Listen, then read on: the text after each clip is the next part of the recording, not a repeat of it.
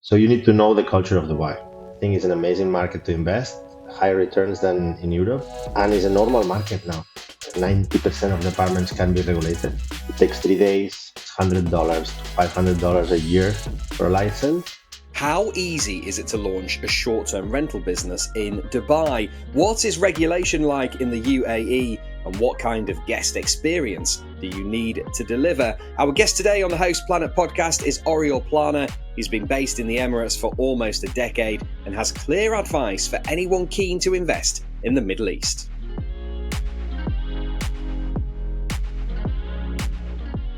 Oriol, thank you for joining us on the Host Planet podcast. What would your advice be to people who are keen to invest in short-term rentals in Dubai? Okay, so thanks for having me. The first advice would be get good advice, professional advice, do your numbers, but do it. I think it's an amazing market to invest, higher returns than in Europe based on the markets we operate in, and it's a normal market now. And some people might be scared or afraid about Dubai, the unknown, but it's a mature market with a lot of demand and huge market. What are the main differences now between Dubai and Europe, for example? So, several. From a industry perspective, is about the regulations. In my opinion, the main difference. So here, every apartment, like let's say 90% of the apartments can be regulated. It takes 3 days. It's $100 to $500 a year for a license, and then you just need to register each guest like you do it in Europe, and you can operate legally. There is no limit. And that's the main change, and I think that drives the whole market in terms of supply, in terms of demand, in terms of prices, in terms of type of companies, in terms of growth. We have had 10x growth in the last 5 years, accelerated post-COVID. So the regulations, the same it happens in Europe. It's driving it's the dynamic of the market. So everything is a consequence of this fairly easy regulation.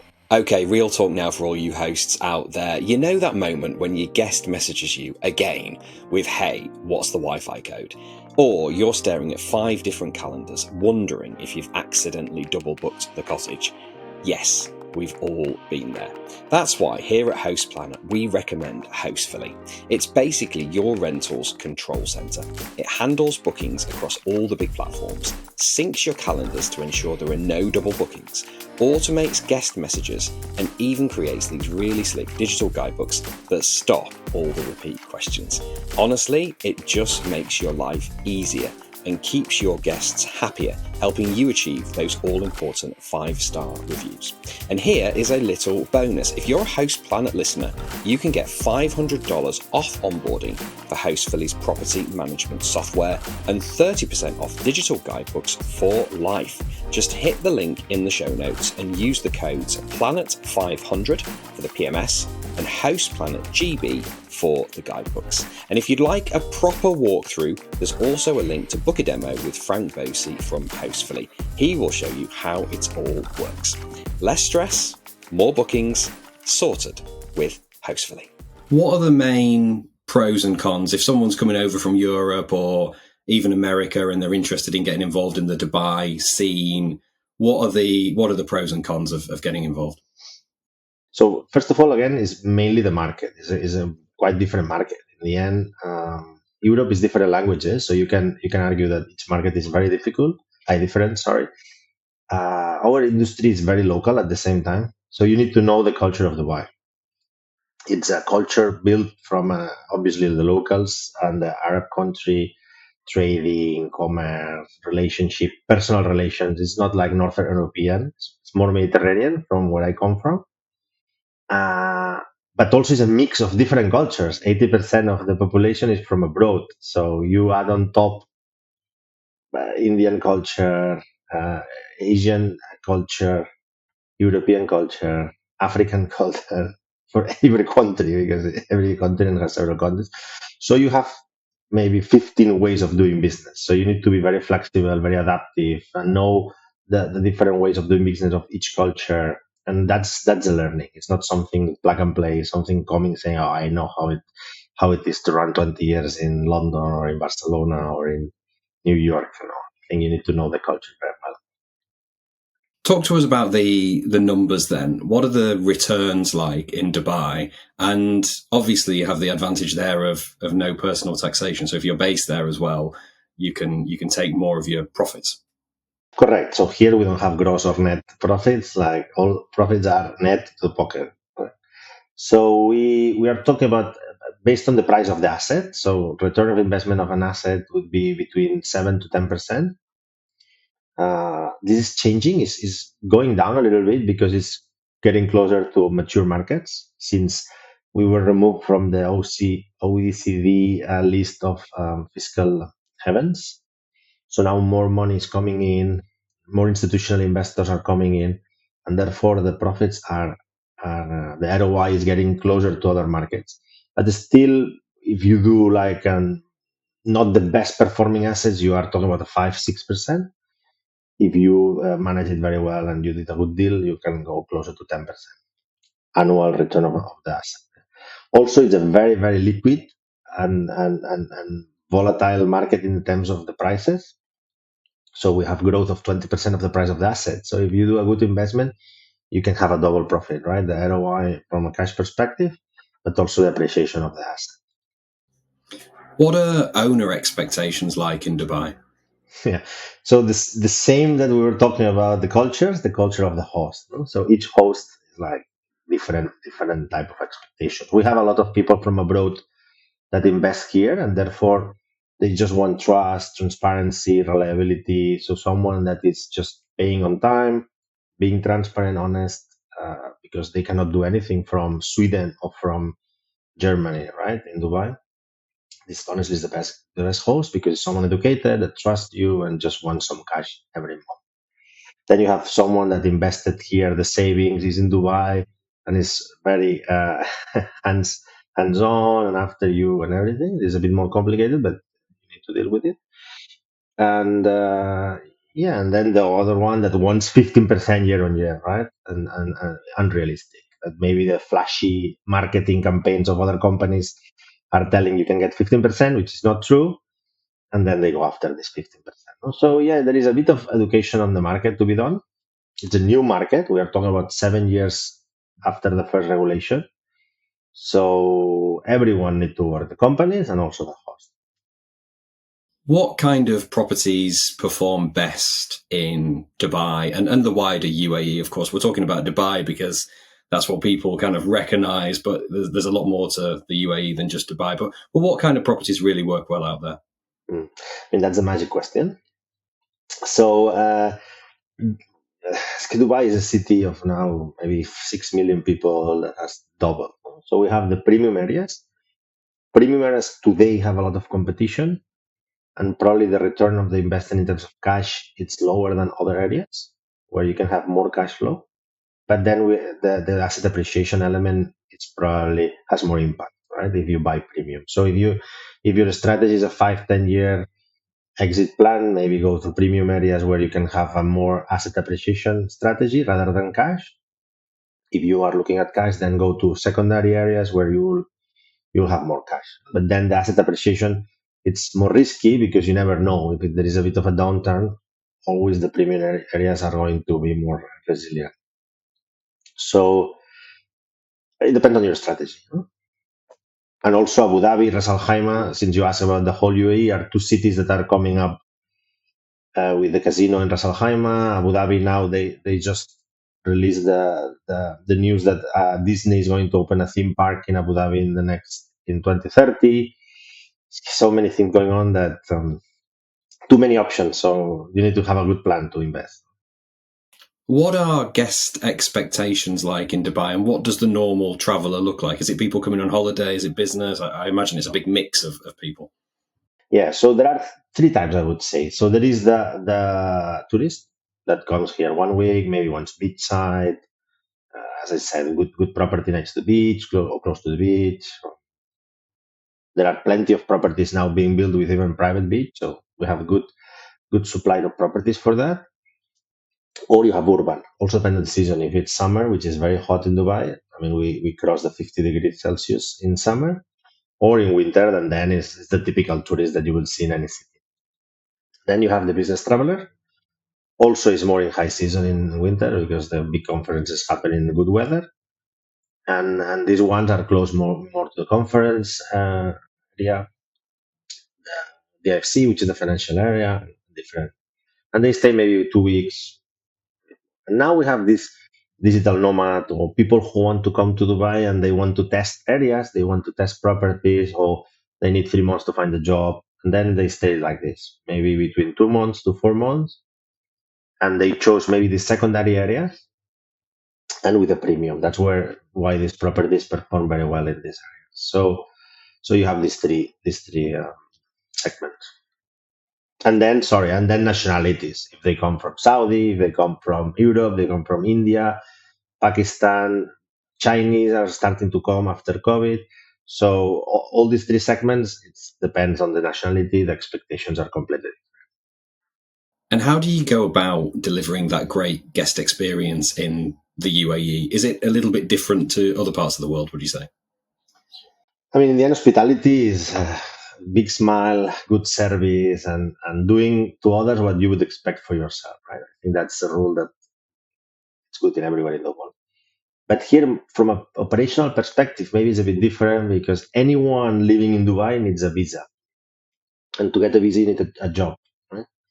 So I don't know. I remember in Barcelona, where I'm from, we used to have these students that can work for 4 hours, and that was very useful for check-ins or night check-ins or interns or people working for a couple of months.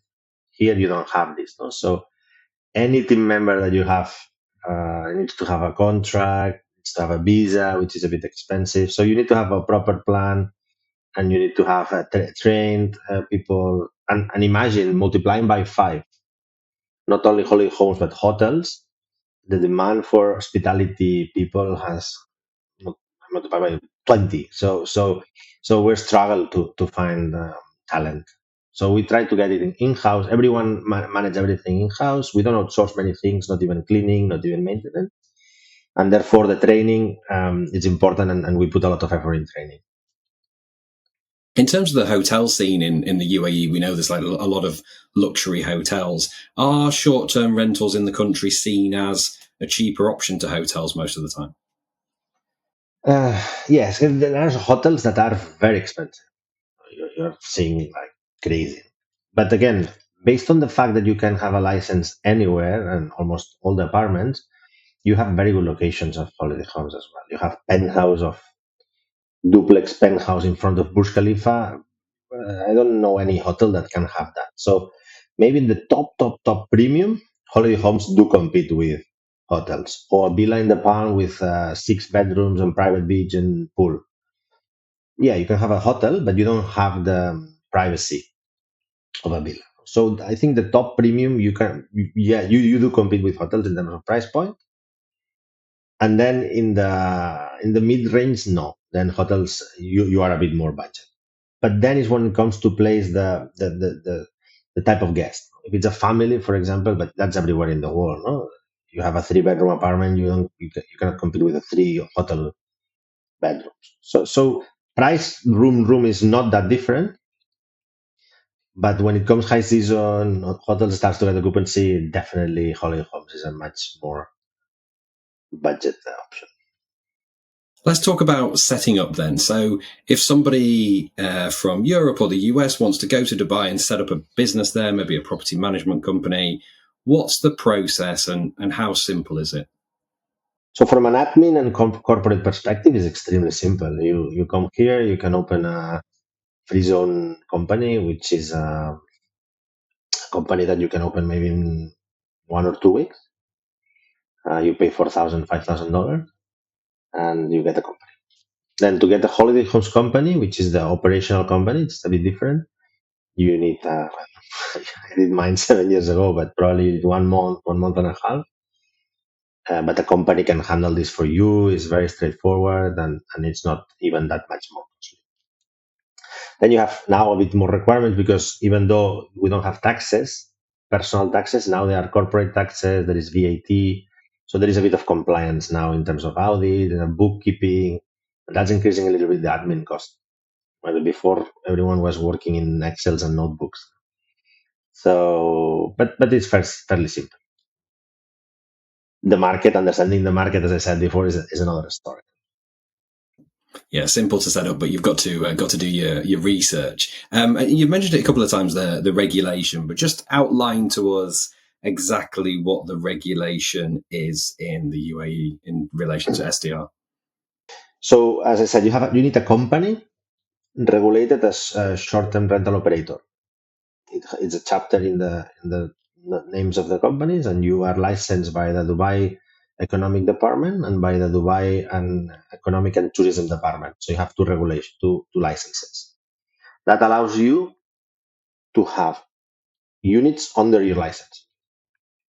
So then, if you go to a landlord or you buy a property and you get the license for that unit, you just apply online, and in a couple of days you get the license. Attached always to a company. So it has the apartment number and the company number or license.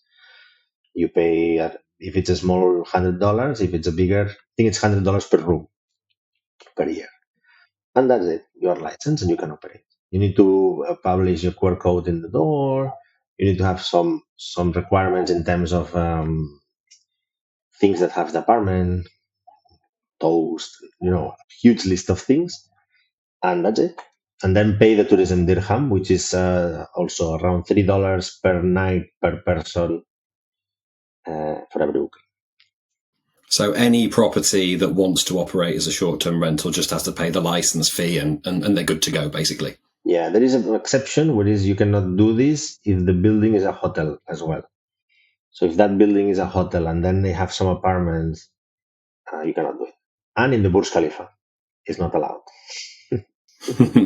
Keeping the Burj Khalifa exclusive. Burj Khalifa obviously being the tallest building in the world. I've been there a couple of times. It is absolutely incredible. How do you see the UAE's short-term rental market evolving over the next 5 years? Yeah, so Dubai, it's growing. I just heard this morning that even we grew 20% the number of licenses. Uh, some people experienced in more mature markets are saying that eventually the city will limit the number of licenses. ROI in very, very oversupplied areas are, as I said before, are not that good as we were before. And probably there is a pressure in rental prices that's happening in Europe. Right? So there might be a limit in number of licenses. We're talking with some investors, so probably now it's time to try to get in and get the license so that when they limit you are in.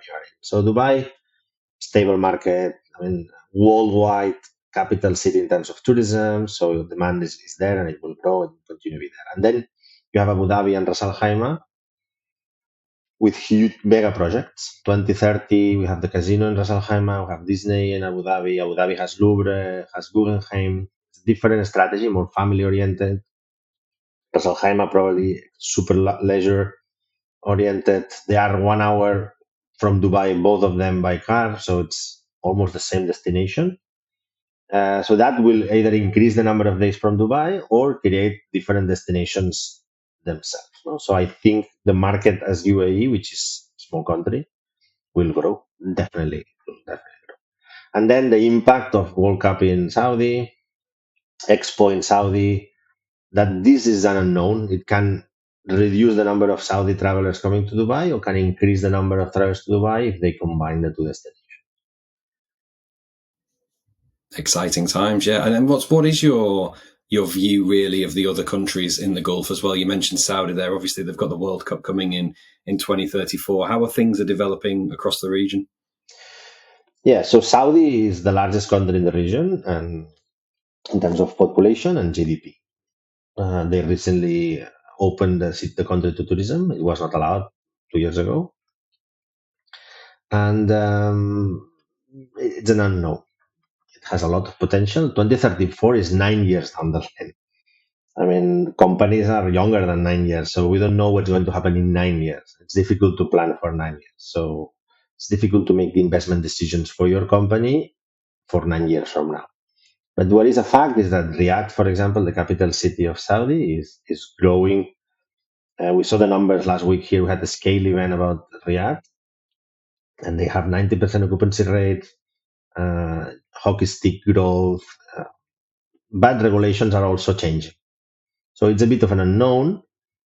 I know two or three very good companies are starting to operate in Riyadh and they are successful, but they're struggling. So I think it's a bet. It's a long-term bet. If you want to do the bet, I think it's a bet that will pay off. But the question is when and at what cost, right? Makes sense. Just before we get to the questions finished, then tell us about your brands that you run. You've got HiGuests and Mr Alfred. Tell us the story of those platforms. Yeah. So HiGuest is a operator, holiday homes operator that we've created 7 years ago in Dubai. Then we expanded to Barcelona. We expanded to Mumbai in India. We did some tests in Australia as well. During COVID, we closed in the operation and we focus in Barcelona and Dubai. And then again, also during COVID, we carve out the software, the PMS, and we rebranded it under Mr. Alfred. And we are offering PMS and revenue management services. 90% of our clients are in Dubai, which we have. It's a good market for us. We're quite strong here and planning to be stronger. Excellent. So is it a PMS that you've developed which works really well for the UAE? Yeah, I think so. Yeah, it's a PMS. Fantastic. We'll put some links to those brands in the show notes. Okay, then, Oriol, we've got a few questions to finish. What's your favourite brand in the STR space and why? So there is a brand that I like a lot for what they did and how they've done it, which is PriceLabs. I like PriceLabs. I remember, I don't know the years now, 7 years ago, starting to test PriceLabs because I'm a freak of revenue management, data, and everything, and I love what they've done, and I love how they've done it because a lot of brands are all marketing and putting money and money and money. I know they fundraised, but they fundraised when they have already had a good product, good brand, recognized brand. They were delivering value. So I like that. It's like a geek company, which is like me, but successfully globally. So I like it. Great shout out there for PriceLabs. An individual in the STR space you'd like to give a shout out to and why? That's very difficult because then so many people that you forget. But I like a lot the team of scale. I like Gianpaolo and Damian. I mean, as you know, I'm partner of them here in the Middle East, and I like the way they build the brand. Everyone likes them. The way that they are very genuine, similar to the PriceLabs story, right? Very real and genuine people and company, and I like that. So. Great shout out there for Damian and Gianpaolo and the brilliant Scale team. Finally, then, your top tip to anyone interested in buying a rental in Dubai. So for me, is get a good research. Don't focus everything on these Instagram flashy marketing headlines. I don't like it, and they are not true. Dubai has a lot of areas. It's 10 cities in one. So do your research. Ask someone that know who to ask. Also, get 5, 6 sources.